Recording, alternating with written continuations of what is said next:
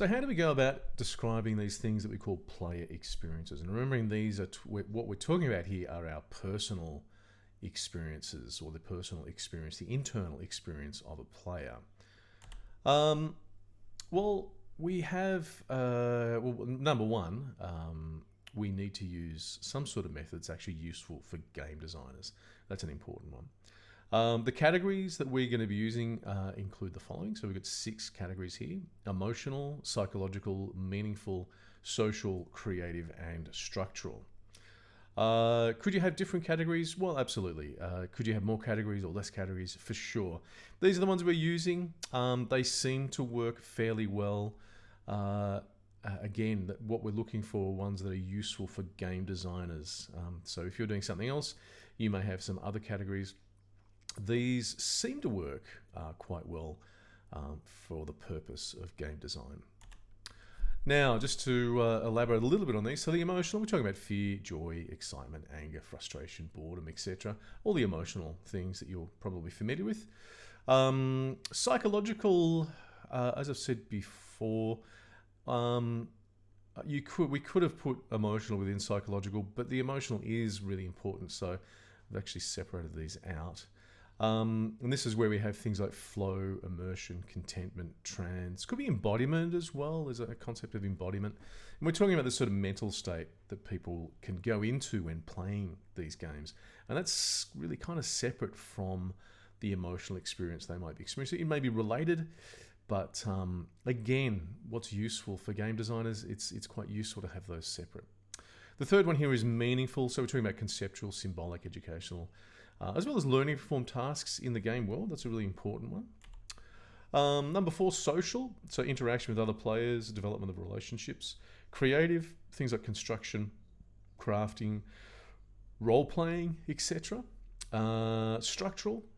Structural is an interesting one. It's a little different. When you think of structural, it's really providing structure to the progress and pacing of the game. But the way we're talking about it here is how that is experienced by the player. It is an important one when it comes to game design. How do you actually guide your player to do different things? And there's some really interesting, clever ways to do that. It's not always just having a wall sitting there. You can actually have a particular area in an open world game where you have a lot of resources, and another area where you don't want your players to go initially, where you have very few resources, and your players will go to those places where they can find resources. So providing structure is kind of, it covers these sorts of things. So if we think about it here, we've got our emotional experience, we have our emotional, psychological, meaningful, social, creative, and structural elements there. And we have those in relation to the different game experiences or mechanics or game patterns that we're talking about here that are going on within the game. Sometimes at the same time, sometimes separately, sometimes in the same space, sometimes in different spaces in the game. So let's have a look at our previous example and apply our player experience criteria. So we're going to look at opening the door of a base and exiting. So Subnautica as well. This one's a little boring now. I mean, you know, but this happens sometimes. For the emotional, well, NA, no specific emotions except perhaps a reaction to the beauty of the ocean in the game. So there's really not much going on emotionally with exiting the base. Psychological, exactly the same thing. Doesn't really contribute to any specific mental state.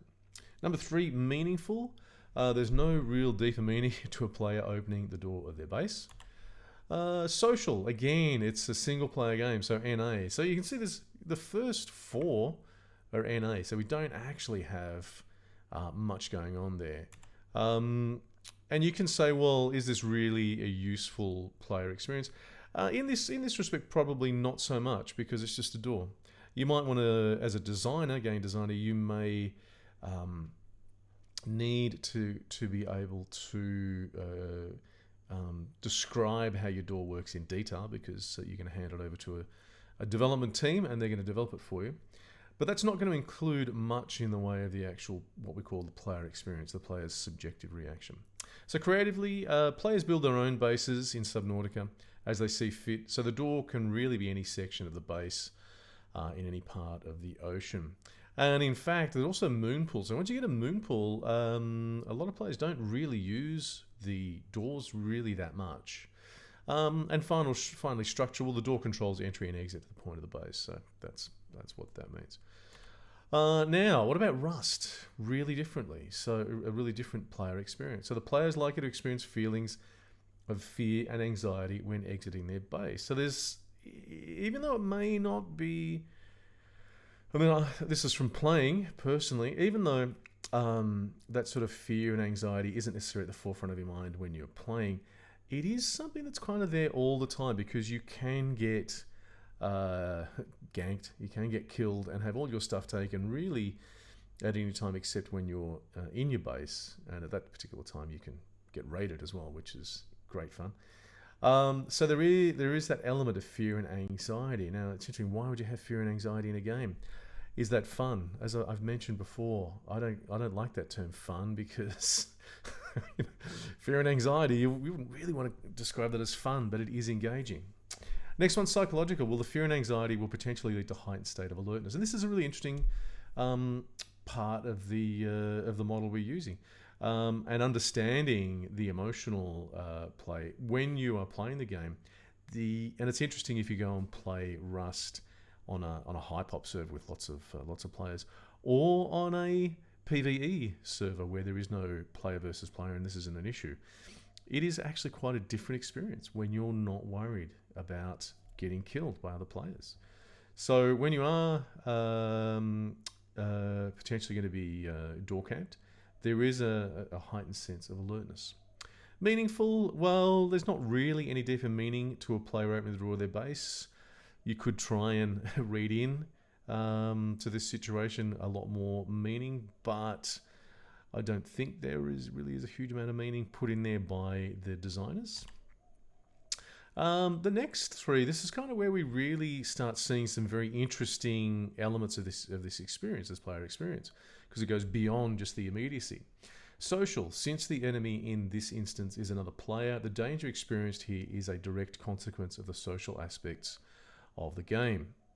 The player may respond to this in different ways, including forging alliances with those living around them. So this situation has a particular potential impact on social relationships, particularly of those who are close at hand.